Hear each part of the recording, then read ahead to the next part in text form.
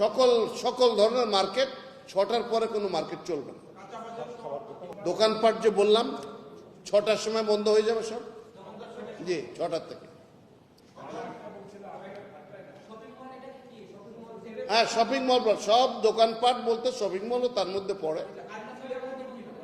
জি, সকল সকল ধরনের মার্কেট 6টার পরে কোনো মার্কেট চলবে না। খাবার দোকান, ওষুধের দোকান, এইরকম জরুরি যেটা অর্থবার্ষিক সবার সবসময় যা থাকে সেগুলা খোলা থাকবে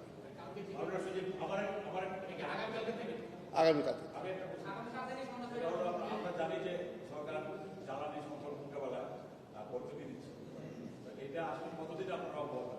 না, এইটা তো আমাদের সামর্থ্যের উপরে দেখতে হবে যে পুরো কত দূর চলে আসে।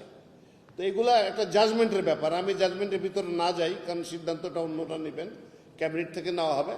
জাজমেন্টের ভিতরে না যাই, তবে গভর্নমেন্ট চেষ্টা করছে যে যতটুকু এটাকে সাধারণ মানুষের জন্য সাশ্রয়ী করা যায়।